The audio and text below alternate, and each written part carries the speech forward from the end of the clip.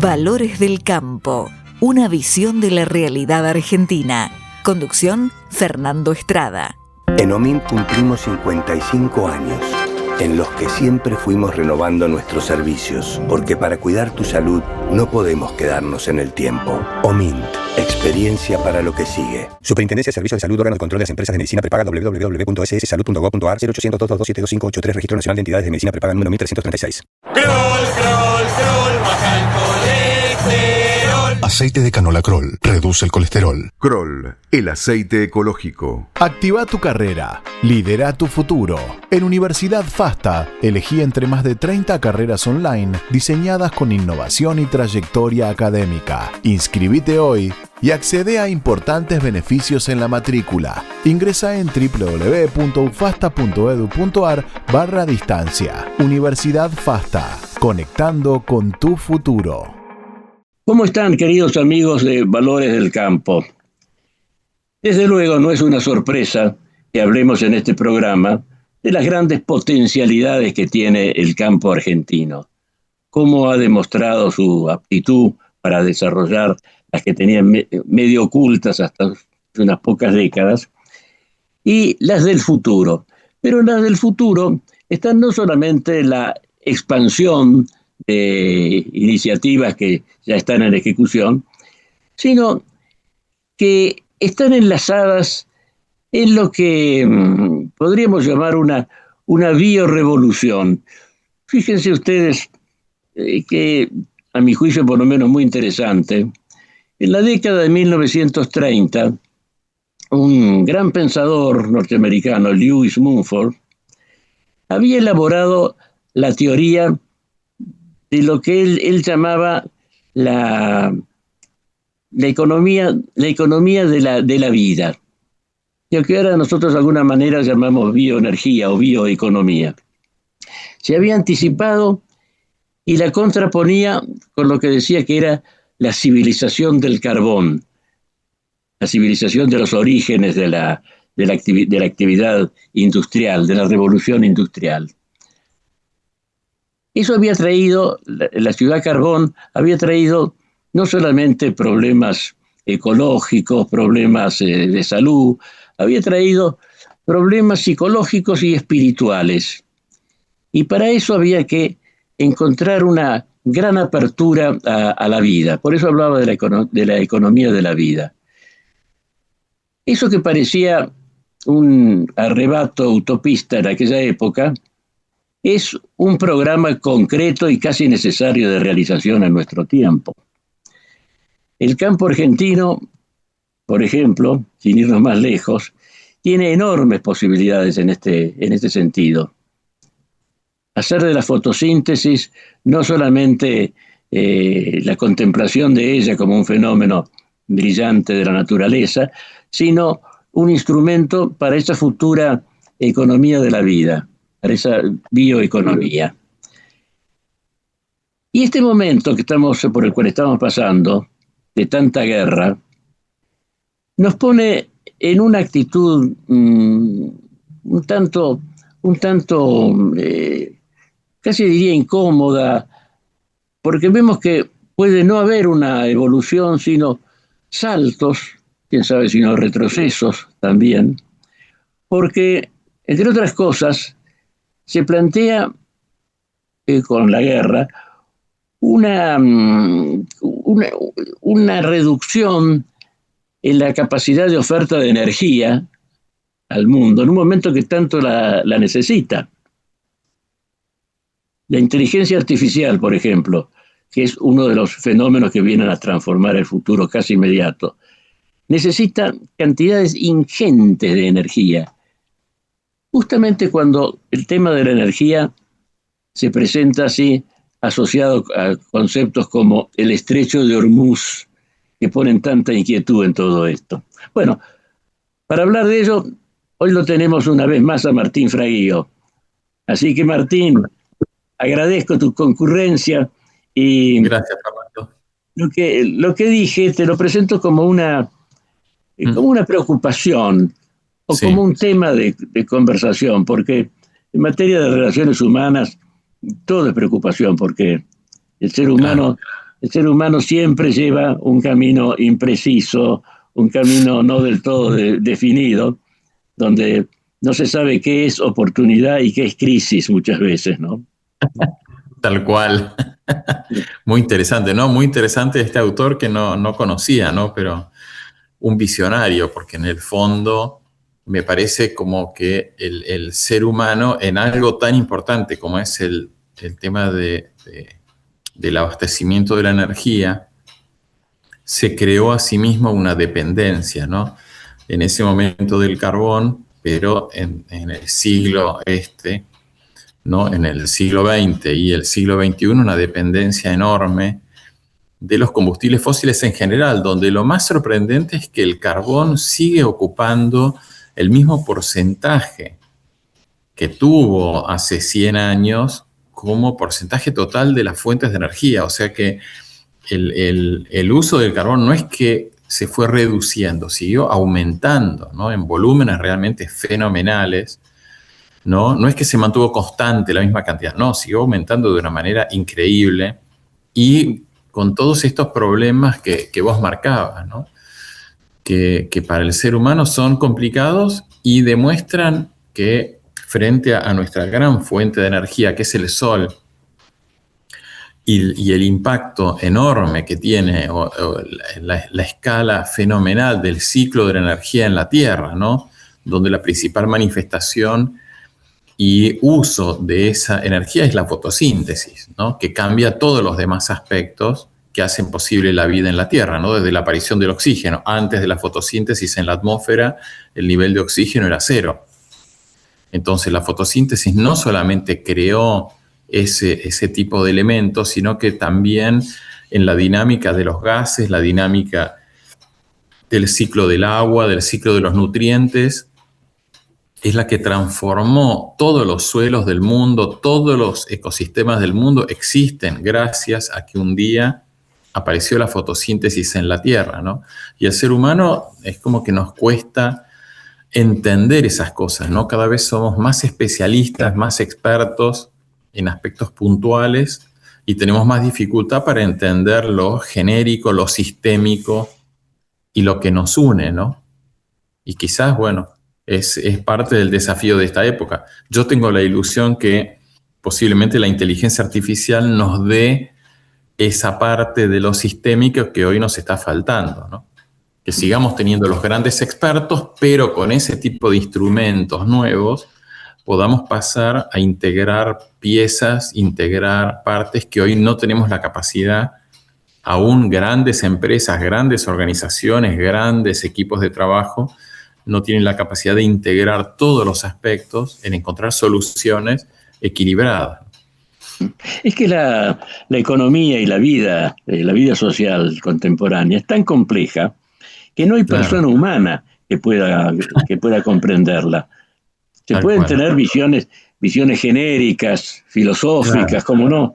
Eso sí, y realmente es la única alternativa válida para tratar de moverse en un plano concreto de realidad. Claro. Pero si se buscan los otros aspectos científicos, económicos, aún los mayores especialistas están enfrente de un panorama de sorpresas permanentes. Sí, tal cual. Pero sí, también siempre ha sido este así, sentido, con la aparición de transformaciones de la vida social.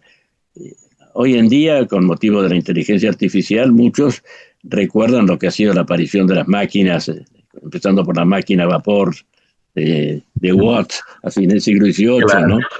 Todos los cambios que hubo, la cantidad de transformaciones. Y el hombre se adaptó. Claro. No se adaptó perfectamente porque cualquier adaptación significa inadaptación por otro lado, incluso que puede ser un remedio que necesite a su vez una compostura. Siempre es así. Pero yo pienso, ha habido transformaciones todavía más severas por las cuales ha pasado el género humano, pero de las cuales no hay memoria porque pasó mucho tiempo. Claro. La aparición de la agricultura, por ejemplo. Claro, imagínate.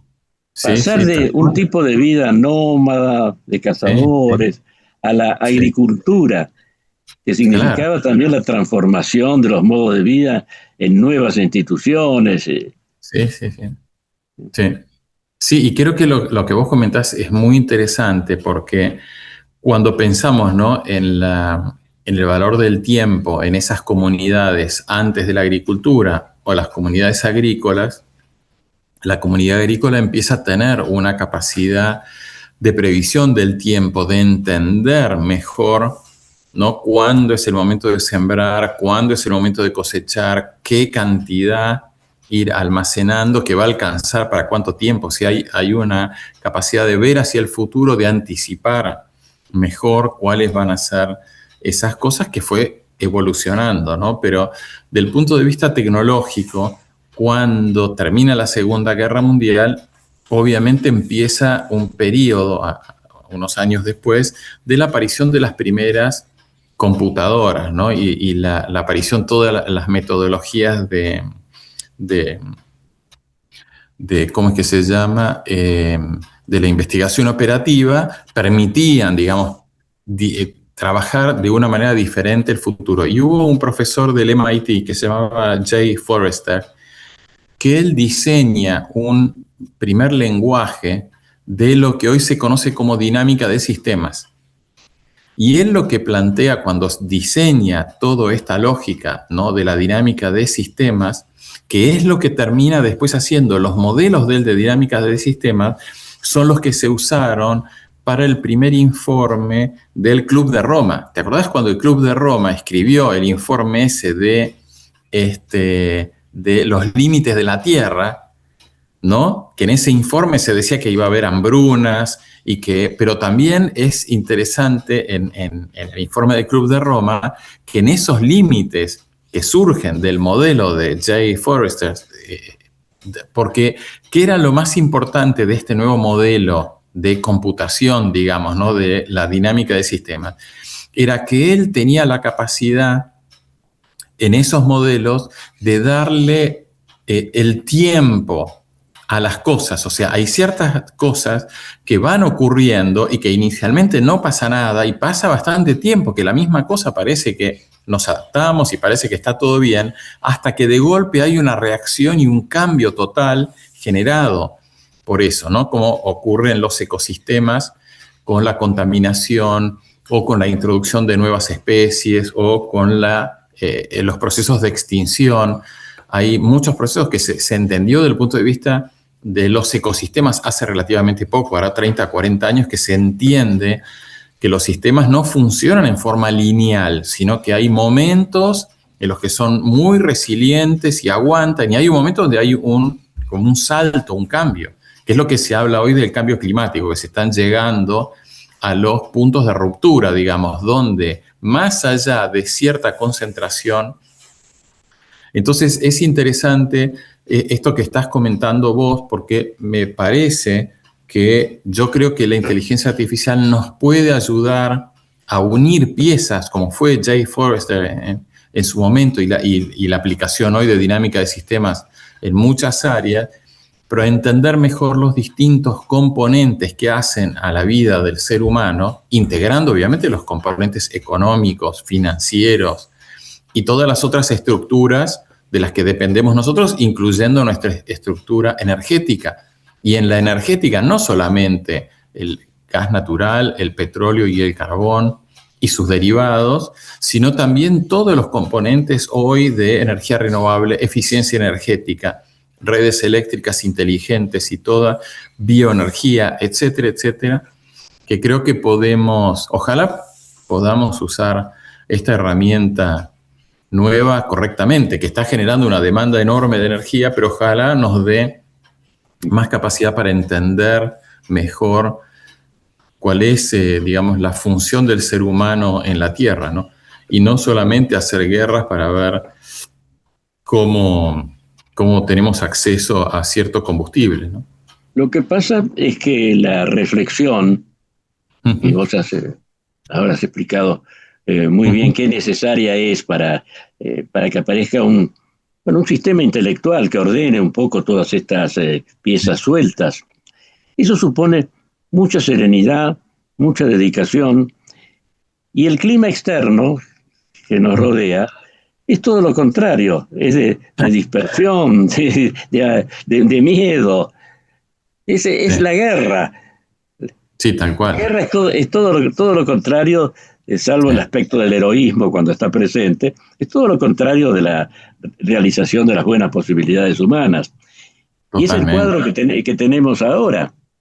Resulta que cuando hace falta más energía y cuando hay que aplicar más medidas en este terreno de la energía, es cuando suceden estas cosas como podemos dar los ejemplos de la geografía que vamos aprendiendo en estos días, ¿no?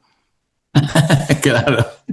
Sí, que resulta que el mundo es más complicado, más ancho de lo que pensábamos, y eso desde luego influye sobre el modo de pensar. Sí, totalmente. Parece que está exigiendo, que es una época que exige una gran capacidad para la improvisación. Y sí, porque habrá que dar respuesta. No va a ser un tiempo de reflexión solamente. No, estoy de acuerdo.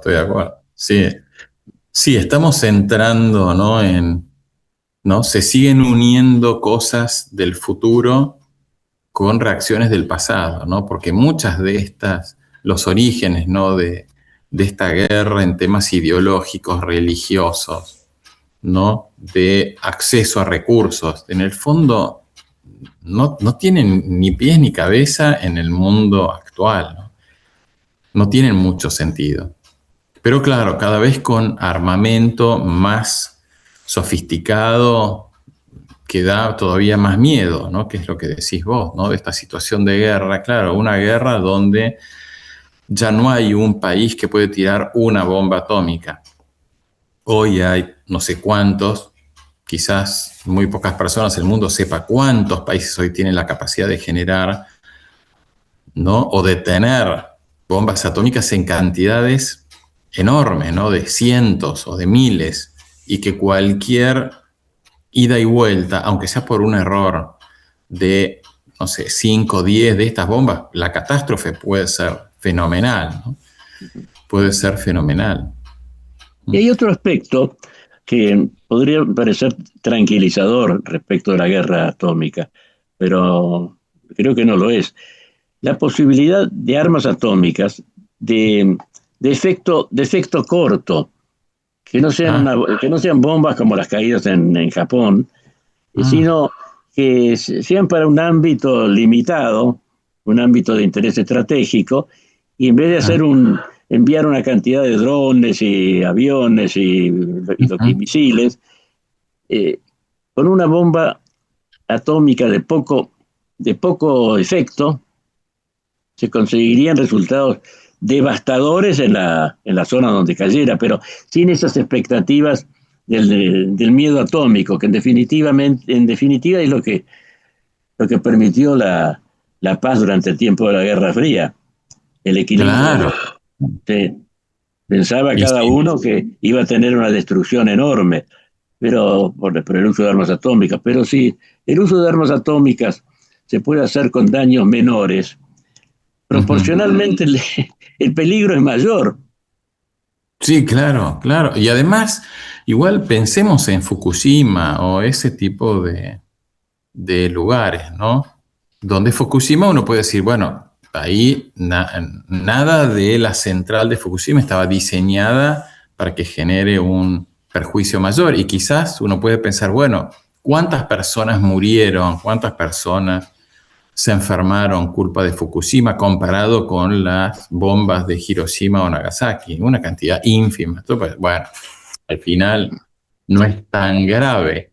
Pero yo creo que cuando uno lo piensa del punto de vista de ese pedacito de territorio, hoy creo que son 30 kilómetros, un círculo de 30 kilómetros, y creo que la Asociación Nuclear Internacional recomendaría o sigue recomendando que ese círculo se amplíe, y todas las personas que ahí perdieron todo y se tuvieron que ir, y ese pedazo de terreno es como un agujero donde no va a poder circular nadie o a vivir nadie, no se sabe por cuánto tiempo, quizás miles de años. Y me parece que el daño, ¿no? es igual como, no sé, difícil de definir, ¿no?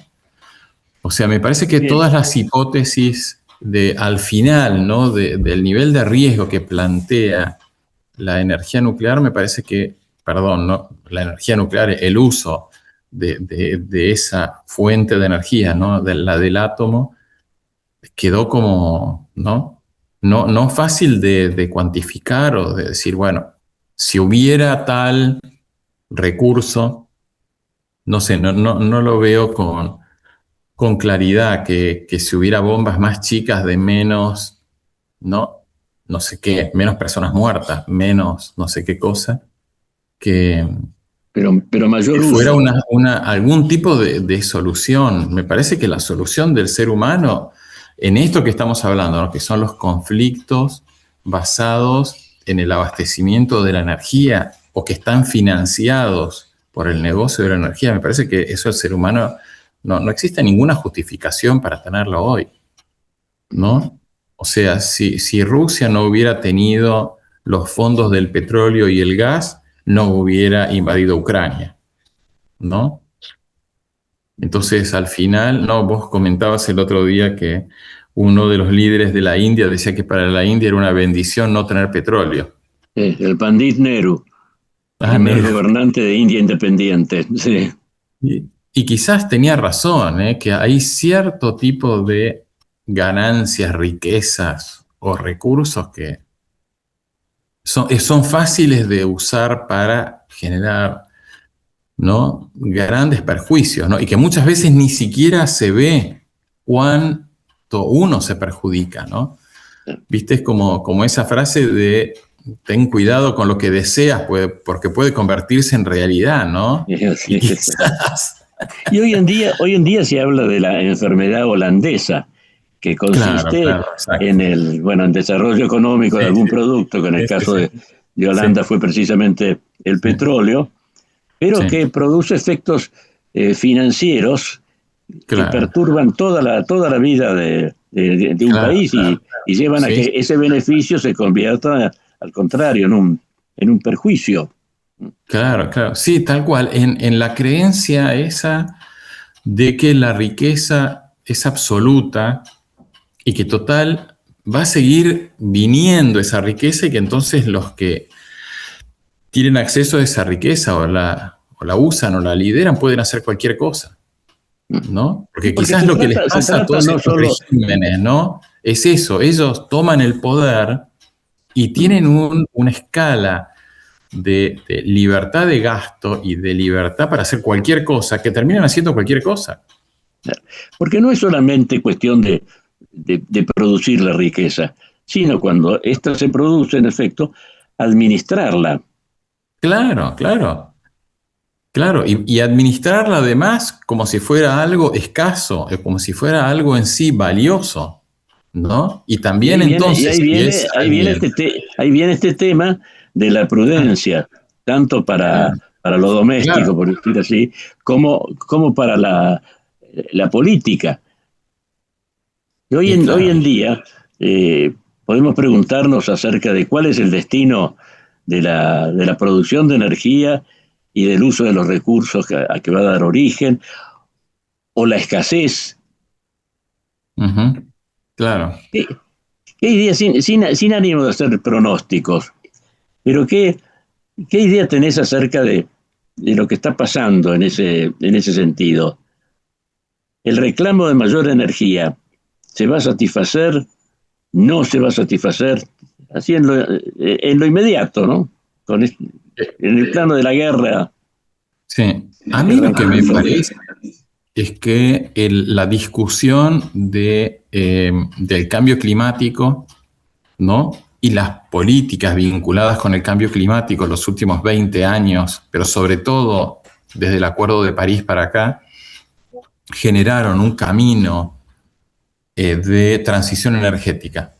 Un camino, inversiones, nuevas industrias, nuevos negocios, de todo, ¿no? Y creo que ya eso no tiene vuelta atrás. Hoy los tomadores de decisión desde el punto de vista de los negocios, ¿no? A menos que sean un país petrolero o algunas compañías petroleras saben que los negocios que sustituyen o que limitan el uso de los combustibles fósiles son más rentables, más sustentables, generan mejor nivel de empleo, mejor manejo para los estados donde están, o sea, mejor pago de impuestos, etcétera, etcétera. Y yo creo que eso ya no tiene prácticamente vuelta atrás. Y al contrario, yo creo que hoy podemos decir, no, los países petroleros, las reuniones de los petroleros, las compañías petroleras festejan que con estos precios tienen ganancias históricas récord. Y entonces es posible que estén tentadas a cada vez invertir más en el negocio actual. Saquemos más petróleo, saquemos más gas, saquemos más. Pero yo creo que ya el mundo va a una trayectoria donde en la diaria de hoy hacen falta de manera indispensable, supercrítica, estos combustibles fósiles. Pero cuanto más altos son los precios, más competitivas son las alternativas.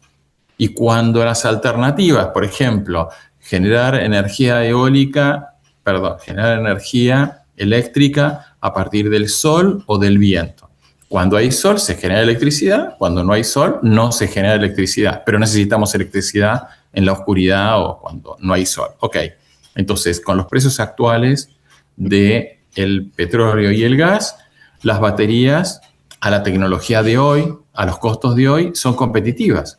Entonces, el que tiene que invertir, ¿en qué va a invertir? ¿En una batería y un panel solar? ¿O claro, en una cosa de un petróleo caro? Las energías de origen solar o eólico se pueden almacenar, ya no es que es necesario que sople el viento y brille el sol. Empiezan a aparecer esas tecnologías y cuanto más caros son los combustibles fósiles, cuanto más difíciles son y cuanto más costos ocultos tiene, porque en el fondo un panel solar, ¿no? Uno va, lo compra y el tipo al que se lo compra tuvo una ganancia. Y para cada panel solar no necesitó tener un soldado, un dron, un misil, una bomba atómica, un portaaviones, un dragaminas en el estrecho de Hormuz. No necesitó nada de eso. En cambio, la industria, lamentablemente, de los combustibles fósiles en la parte principal del mundo donde está concentrada, desde hace décadas, necesita las flotas de armamento más importantes del mundo. No solamente las flotas flotando, sino también en las fuerzas terrestres y en las fuerzas de la aviación, ¿no? Los aviones más importantes del mundo, y los nuevos desarrollos, los nuevos bombarderos, y los nuevos cazas, y los nuevos drones, y los nuevos... Todo eso obviamente tiene un costo, ¿no?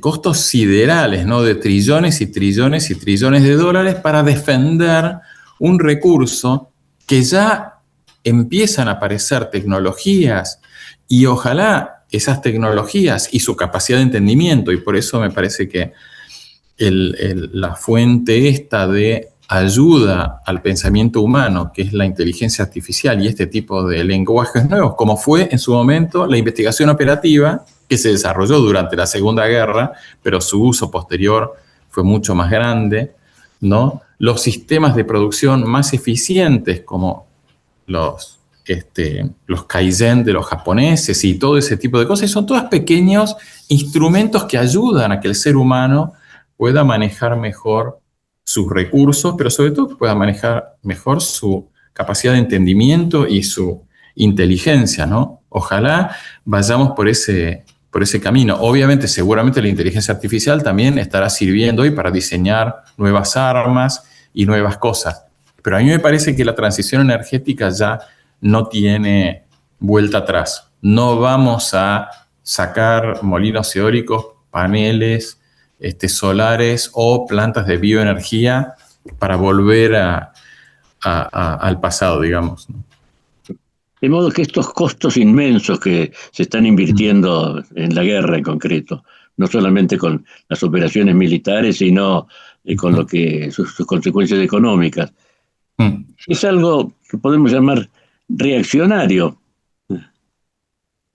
Y pareciera, ¿no? Pareciera. Siempre igual hay gente que gana plata y siempre, ¿no? En las industrias del armamento generaron riqueza, ¿no? lamentablemente. Pero yo creo que también debería, o sea, que finalmente se entienden cuáles son los costos, ¿no? Porque podemos decir, no, en la Segunda Guerra Mundial hubo avances enormes, pero el daño que se hizo a los países, a la humanidad, a las personas, a la familia, yo creo que eso lo entendemos perfectamente y no creo que haya nadie en el mundo que quiera que se repita o volver el tiempo atrás a aquellas generaciones que sufrieron la Segunda Guerra, ¿no? Yo creo que... Pero bueno, por alguna razón el ser humano vuelve y los líderes políticos vuelven a generar estas situaciones tan catastróficas, ¿no? Por eso también es de esperar que las nuevas tecnologías no empiecen como instrumentos de la guerra, instrumentos de azote, de opresión. En ese sentido, sería mejor que a la inteligencia artificial se le plantearan cuestiones de tipo más trascendente, ¿no? De tipo moral, de tipo de justicia. Sí. A ver si en los comienzos de su era se empieza de otra forma, ¿no? No se empieza con la tecnología como continuación del garrote, sino como un instrumento de mejoramiento del hombre. Claro, también eso que planteas es interesante, ¿no? Porque en las tecnologías anteriores, o sea, cuando Jay Forrester hace ese modelo, ¿no?, de dinámica de sistemas y hace su primer corrida del modelo, claro, él lo hace en la computadora del MIT. La computadora del MIT, que yo no sé cuántas universidades en el mundo u organizaciones en el mundo tenían esa computadora, no una. Hoy lo bueno es que el uso de la inteligencia artificial, pagando un poco más, pagando un poco menos, pero son instrumentos que son accesibles, o sea, no sabemos si hay inteligencias artificiales ocultas, pero sabemos que son tecnologías de un grado de difusión, aún las más caras, las más sofisticadas, seguro que hay millones de personas en el mundo que tienen acceso. No es algo así donde hay que tener un edificio entero con un aparato que es único en su tipo y que puede correr solamente el único lenguaje que había diseñado en ese orden, las primeras computadoras, como estás recordando, ocupaban un edificio entero. Por eso, claro. Estamos hablando con nuestras maquinitas. Claro, claro, y además es incomparable, o sea, cualquier celular hoy tiene mucho más capacidad que la que tenía la computadora esa que hizo todas las proyecciones de todos los elementos, petróleo, gas, carbón, alimentos, basura, porque para mí la parte más interesante del trabajo de los tipos del Club de Roma en realidad fue la proyección de cuánta basura se podía tirar en el mundo hasta que el mundo explote. Y en realidad el mundo se tapaba de basura mucho antes que se acababa el petróleo. Era muy gracioso el trabajo ese, ¿no? Sí, leídos hoy en día los informes del Club de Roma, suscitan cierta sonrisa, ¿no? Sí, por eso. Pero, digamos, no hay que... Por eso yo muchas veces lo tomo como ejemplo, pero no como conclusiones en sí, hoy juzgando desde el día de hoy como equivocadas, porque obviamente había algunos errores, ¿no? Sobre todo en el punto del entendimiento de cuánto alimento se podía producir, dónde estaban los límites, ¿no? Porque el título era ese, límites del crecimiento. ¿Cuánto era el límite del crecimiento?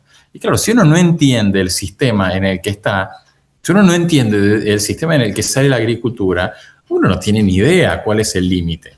Y ellos partían de la base que la agricultura de ese momento ya estaba. La verdad es que hacía décadas que en muchas zonas la agricultura estaba estancada, ¿no? En Argentina, si uno pensaba la agricultura de los 40 y la agricultura de los 70, habían pasado 30 y pico de años, y la agricultura argentina estaba yendo cada vez peor, más invasión de malezas, había un montón de problemas que se empiezan a resolver, digamos, en los 80s, ¿no? Y termina de consolidarse una forma nueva con la aparición de la biotecnología a mediados de los 90, digamos, ¿no? Pensemos que en Argentina se aprobó los GMOs en el 96, ¿no? Se aprobó el gen de la soja y ese primer gen de la soja causó un cambio, una solución a la agricultura de una escala fenomenal, ¿no? Porque fue la primera vez en décadas que se podían frenar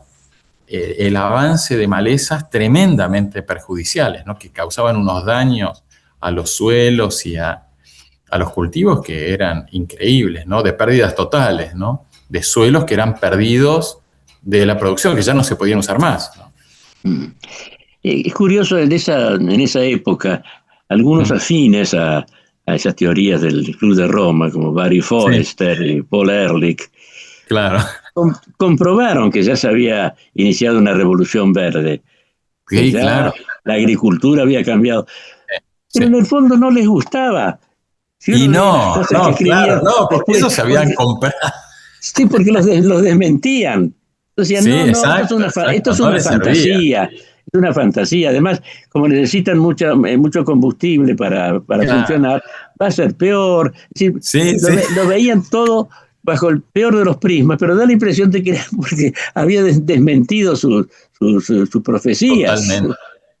Totalmente. Sí, tal cual. En lugar de alegrarse, dimos una mala noticia, mostramos un mundo apocalíptico y estábamos equivocados. Usemos ese modelo para... Pero bueno, es muchas veces así, ¿viste? Gente que una vez que se casa con su teoría no puede largar, aunque la teoría ya ha pasado de moda, esté equivocada. Se demostró que era todo...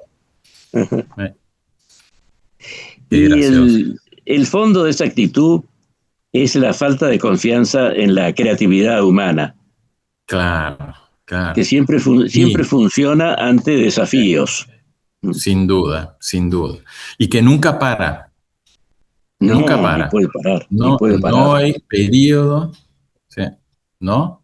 No hay periodo de la humanidad donde no haya habido así como saltos, ¿no? De innovación. Quizás como la onda de David, ¿no? Que con una piedrita lo elimina a Goliat, ¿no? Y todas las invenciones, ¿no? Y pensar en cosas simples, ¿no? Como una rueda. Sí, ¿no?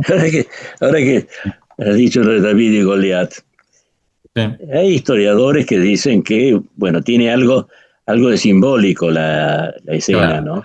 No están referidos todas pero Goliat era un tipo de atacante que necesitaba tener a su contendiente cerca, como esgrimistas. Claro, claro, al alcance de la espada, viejo. En cambio, David, con su ligereza por no cargar todas las armas, tenía lo que hoy día llamamos el misil. Claro. Un proyectil. Y el proyectil era un arma más poderosa que la espada en manos de un gigante como Goliat. Claro, tal cual, sí.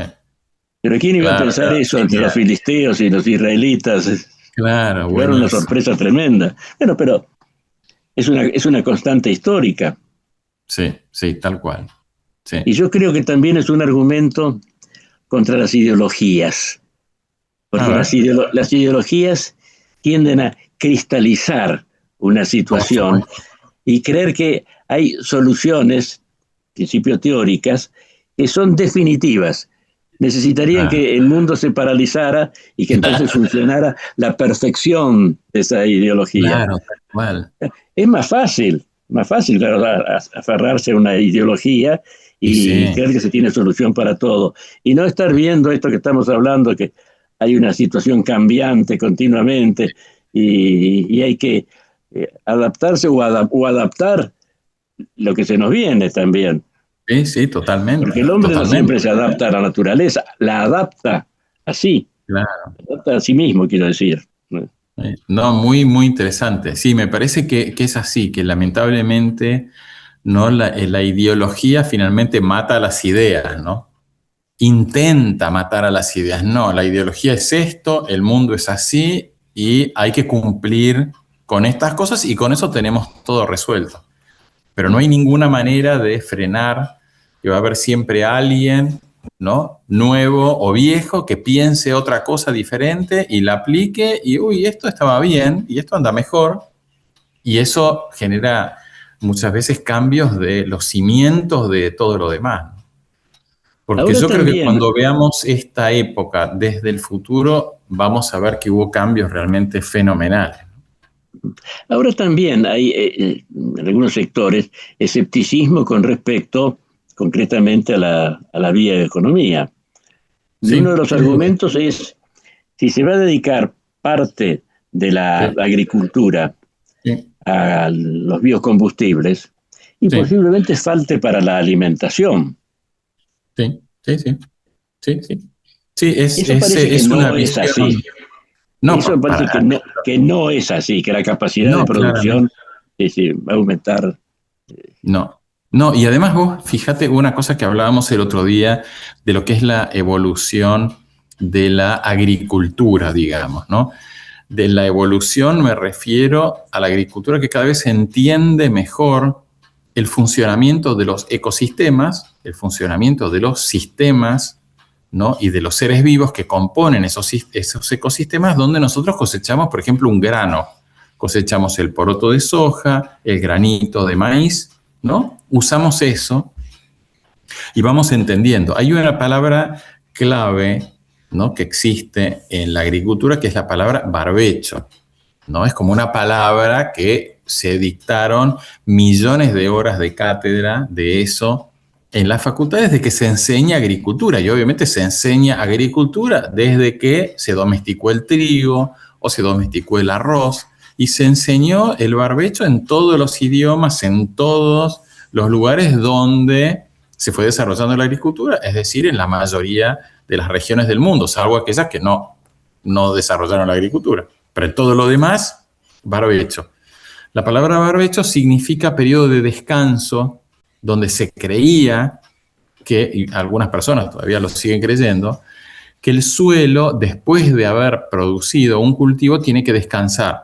O sea, plantamos el maíz, cosechamos el maíz, bueno, el suelo quedó agotado de haber producido maíz, sacamos el grano de maíz y tiene que tener un periodo de descanso. Bueno, los últimos pocos años, 2, 3 años, lo que se demostró, y la Argentina es uno de los líderes en este tipo de demostración, es que los suelos no se los puede ver como algo que se agotan, se cansan cuando tienen plantas vivas adentro. Hay que ver a los suelos como un ser vivo en sí mismo. El suelo es un ser vivo, en el cual viven un montón de seres vivos, de distintas especies, que cumplen distintas funciones, etcétera, etcétera. Entonces, al ser un ser vivo, el tener plantas vivas sobre el suelo no los cansa, no los agota, no les saca sus recursos, sino que al revés, los alimenta. El suelo se alimenta de los seres vivos, mientras que están vivos, y también de los restos una vez que esos seres vivos se mueren. Entonces, la agricultura del futuro, entendiendo que el barbecho es un error conceptual profundo, grave, que causó muchísimo daño a los suelos, ese periodo de descanso, en lugar de mejorar los suelos, los empeoraba porque lo mataba de hambre. Un ser vivo tiene que comer todos los días. No puede comer solamente los 6 meses del año que hay cultivo, los otros 6 meses del año que pase hambre. No, porque va a consumir sus reservas, va a consumir de una manera ineficiente otros elementos. Entonces yo creo que estamos en momentos de mucho cambio, donde al entender eso, si nosotros entendemos que un suelo necesita tener seres vivos, no plantas vivas durante todo el año o durante la mayor cantidad de meses del año posible, porque posiblemente haya un periodo que es muy seco, con lo cual las plantas pueden estar vivas, pero van a crecer muy poco. Otro periodo que va a haber, el suelo puede estar congelado o puede estar tapado con nieve, donde puede haber plantas vivas también, pero son algunas que pueden sobrevivir ese tipo de ambientes, ¿no? Como los trigos de invierno en Siberia o en Canadá o en el norte de Estados Unidos. Pero creo que estamos ante un proceso de gran cambio, de redefinición de qué significan estas cosas y de qué manera entonces, si nosotros tenemos un suelo agrícola que en lugar de tener un cultivo por año, pasa a tener una integración de distintas actividades productivas, la disponibilidad de biomasa que tiene esa es mucho mayor. Y qué mejor que esa biomasa, no grano de maíz, lo demás que para el suelo es excedentaria, que nosotros lo usemos para otros usos humanos, manteniendo o mejorando esos suelos. No en la visión que también se enseñó mucho en las facultades de agronomía, que es la visión de la explotación agrícola, como si fuera la explotación minera, pensando que la agricultura es una actividad extractiva y no una actividad de cuidado de los ambientes o de su reconversión, ¿no? Pero me parece que el ser humano tiene que ir entendiendo este tipo de cosas, ¿no? Entender que sacar un árbol del bosque no destruye el bosque, al contrario, saca un árbol del bosque y eso permite que vuelva otro árbol más joven a ocupar ese lugar. Y el bosque, en el fondo, se debería mantener como bosque en la medida en que nosotros estamos cuidando la dinámica entre las distintas especies. Porque si no, lo que sabemos una comunidad de seres vivos. Exactamente, como una comunidad de seres vivos y que nosotros además decimos, nos gusta que se mantenga como bosque y donde estas especies estén cuidadas. Entonces, si hay una enfermedad que quiere matar esa especie que a nosotros nos gusta, la cuidamos. Porque si no, si esa se muere, que es lo que empezó a pasar, ¿te acordás? En la Patagonia, con los bosques de lenga y de nire y esas especies que se empezaron a morir y hubo todo un esfuerzo muy grande que todavía creo que sigue para evitar que sean destruidos, porque si esas especies por enfermedades se morían y por vejez y hacinamiento y fuegos y otras cosas, las especies que las ocupaban en su lugar eran especies menos valiosas para el ser humano. Obviamente, si el ser humano no estuviera, al ecosistema no le iba a importar nada que hubiera 1000 años de lenga y después 10.000 años de no lenga, no le iba a importar a nadie. Pero nosotros como humanos nos gusta más el bosque de lenga que un bosque sin lengas porque apareció un bichito que lo mató. Entonces podemos hacer algo para cuidarla. Y respecto, volviendo a la situación actual, con el cambio climático también se insinúan algunas posibilidades que pueden tener variantes buenas o malas, ¿no? Por ejemplo, habías dicho la agricultura en las zonas siberianas. Sí. Se estima que el cambio climático puede hacer que el permafrost, esa capa de hielo que está sobre la tierra propiamente dicha, sobre esa tierra de comunidad de seres vivos, si se abre el permafrost, en esa tierra hay acumulado mucho carbono. Mucho metano también. A la atmósfera. No, eso en principio, ¿qué consecuencias tendría? Supongamos que se da ese fenómeno. ¿Qué consecuencias se puede presumir que tendría? Y la verdad es que yo no tengo una cuantificación. Vi algunos programas por televisión o leí algunos artículos, pero no tengo ninguna experiencia, ¿no? en esa zona.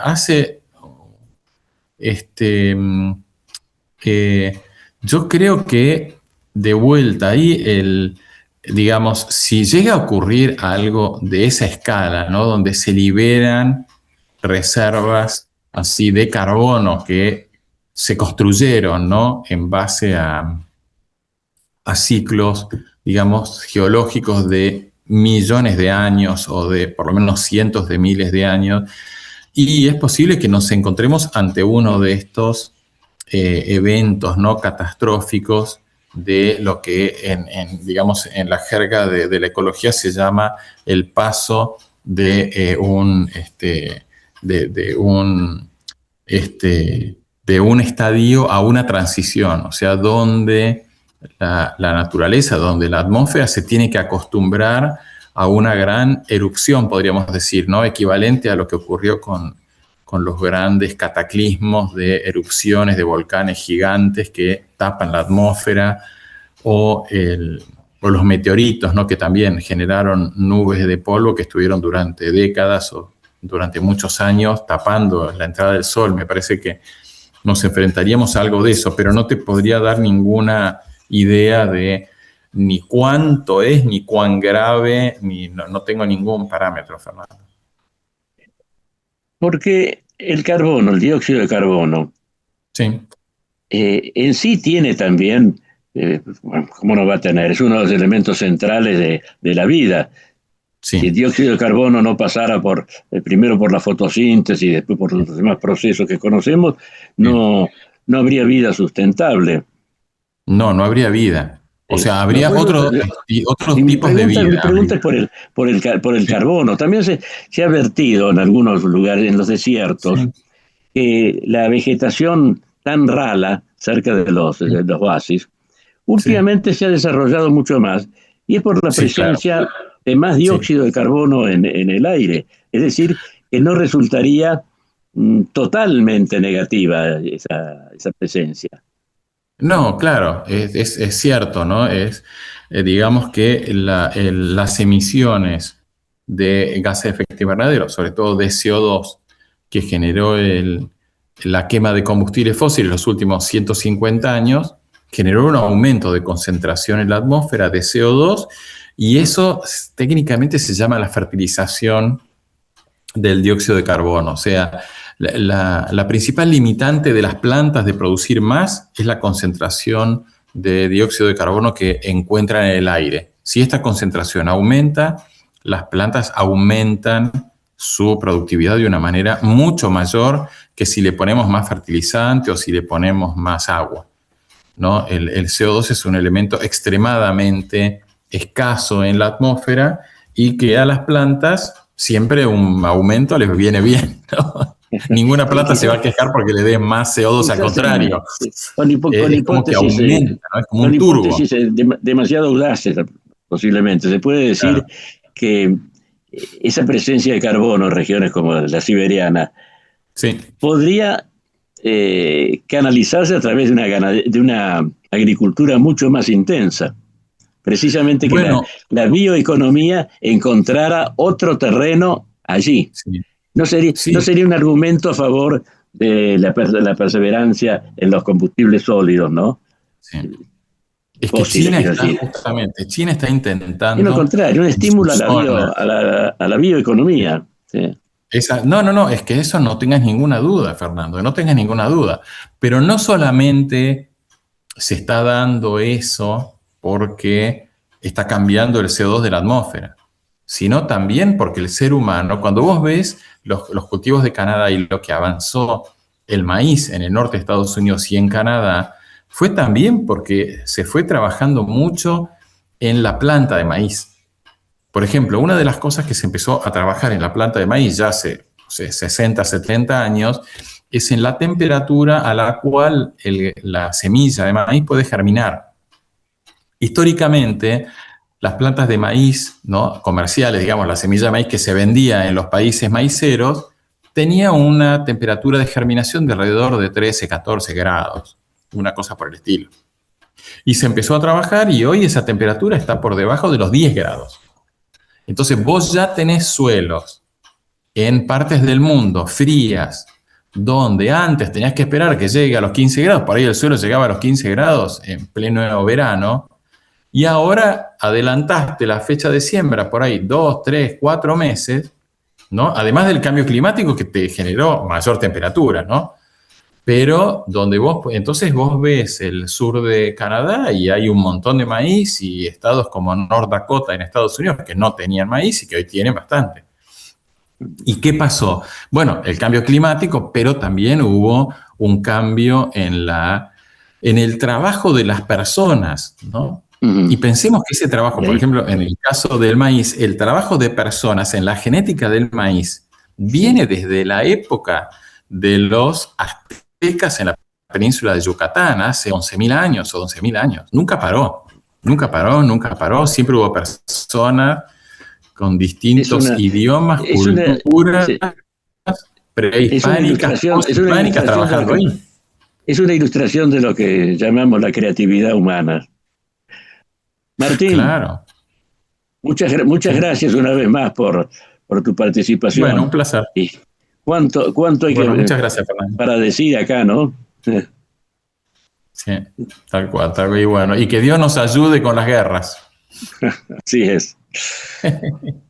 Hoy hemos conversado con Martín Fraguío. Nosotros nos encontraremos en nuestra próxima edición de Valores del Campo. Hasta entonces. En OMINT cumplimos 55 años, en los que siempre fuimos renovando nuestros servicios, porque para cuidar tu salud no podemos quedarnos en el tiempo. OMINT, experiencia para lo que sigue. Superintendencia de Servicios de Salud, órgano de control de las empresas de medicina prepaga, www.sssalud.gov.ar, 0800-227-2583, Registro Nacional de Entidades de Medicina Prepaga número 1336. Kroll, baja el colesterol. Aceite de canola Kroll reduce el colesterol. Kroll, el aceite ecológico. Activa tu carrera. Lidera tu futuro. En Universidad FASTA, elegí entre más de 30 carreras online diseñadas con innovación y trayectoria académica. Inscribite hoy y accede a importantes beneficios en la matrícula. Ingresa en www.ufasta.edu.ar/distancia. Universidad FASTA, conectando con tu futuro.